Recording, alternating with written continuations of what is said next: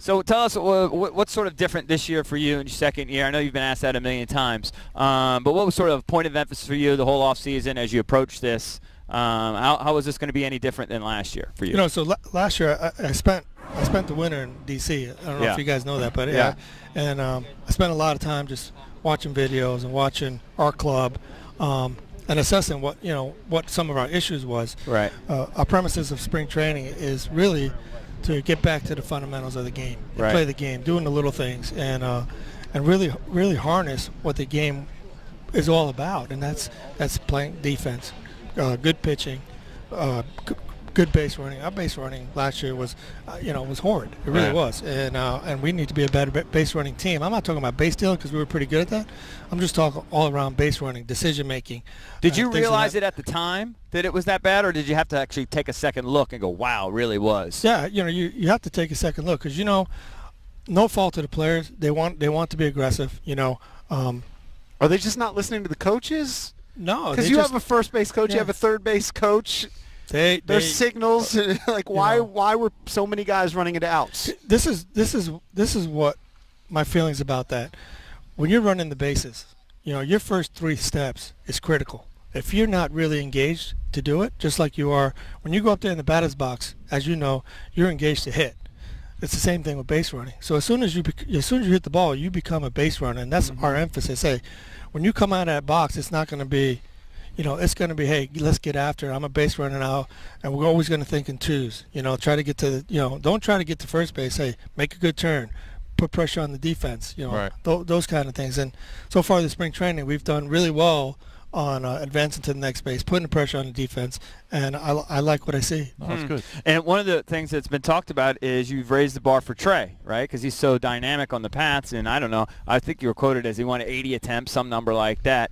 Does that put extra pressure on him? Does that lower his ratio? Like what what is your mindset there? So we did a lot. I did a lot of stuff over the winter, like I said, over the winter, and you watch some of the great base runners.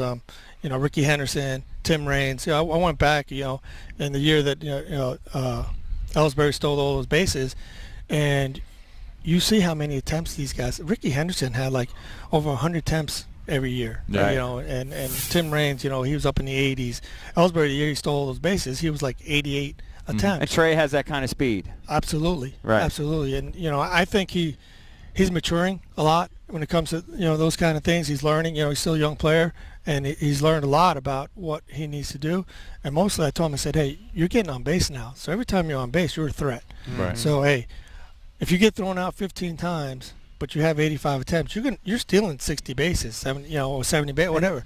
So I want him to get to understand that when he goes on there, he's always on go. And that bar is super high because I believe the leading base stealer last year had 45 and Trey was at 43. So if he gets to 60, I mean, that's a huge number. Yeah, big number. But I look at Trey, and when he goes, we go. Really does. I mean, and he's an exciting player. He understands what he wants to do, and he came in with a whole different attitude about what it means to get on base, not just for him but for the ball club. What's the ideal top of the lineup look like for you? Trey leading off. Do you like Eaton in 2? Do you like Soto 3, Rendon 4, Rendon 3, Soto 4? What are you looking at? I like for me right now. I do like Trey leading off, Adam hitting second, then Rendon, then Soto, okay. and Sim. And then for me, we have.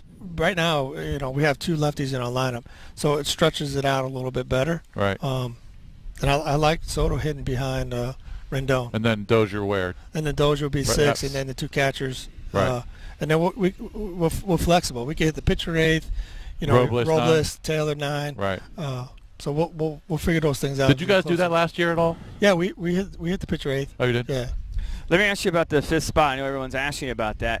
I'm a Joe Ross guy. I love Joe Ross. But I also love what Hellickson did, but I feel like it puts a lot of strain on your bullpen if you use him the way you had in the last year or so. And, of course, you have Fetty there. Are you leaning in one way or the other? I would be afraid to go with a guy that is generally only is most effective through the first 5 innings, because that just puts so much pressure on your bullpen. No disrespect, but are you trying to say we need an opener? Well, no, I don't know. He's trying to do your job. No, but what is the thinking? What is the thinking? Could he be a long reliever if he doesn't start for you? What I like right now is actually the flexibility that we have. it's nice that we have depth. Yeah. It really is. Yeah, And so and we'll work it. I mean, we talked a lot to Helly, and yesterday he developed a slider now that he's never thrown before, and he actually threw it pretty well yesterday. So really, yeah, we're excited about that, and we pushed Helly to like really engage and Helly's a great athlete. Is it a fatigue thing for him? Well, that's what we're trying to figure out. You know, so we're pushing him to do more conditioning, and he's been doing it. So we'll see what happens. Right. And I'm a big fan of Joe Ross too, but we got, you know, for me, we got to be careful because of his injury. Right. And we want to make sure that when he is ready to go, that he can give us the innings that we need him to give us. April 2nd is going to be interesting. It's going to be fun. It's going to be must-see TV, my friend. Yeah.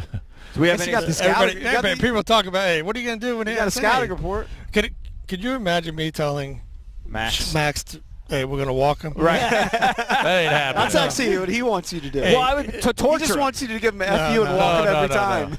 Max is going after. That'll be a fight in the dugout. Yeah. We've seen that before. We don't need that.